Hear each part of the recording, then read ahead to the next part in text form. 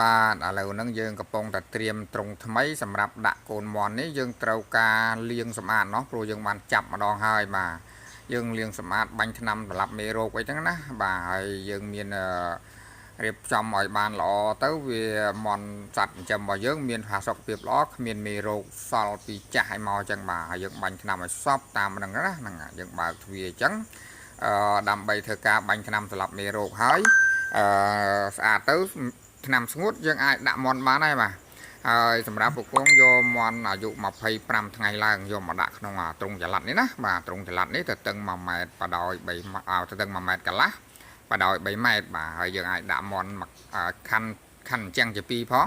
យើងអាចដាក់មន់មួយខាង15ក្បាលមកល្មមមកស្អាតបាទឥឡូវហ្នឹងយើងចាប់ដើមបាញ់ថ្នាំសម្រាប់មេរោគវាឲ្យសពពេញនឹងទាំងអស់ទៅដើម្បីយើងដាក់មន់យើងមកថ្មីเนาะដើម្បីឲ្យមានផាសុកភាពល្អបាទហើយចំណេញណាបងប្អូនយើងធ្វើត្រង់ចល័តហ្នឹងណា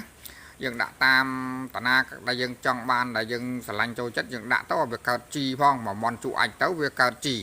អញ្ចឹងយើងដាក់តាមប្រឡោះតំណាំដោយពពងដាក់ប្រឡោះតបែកបងប្អូនឃើញហើយគេនឹងដាំតបែកเนาะ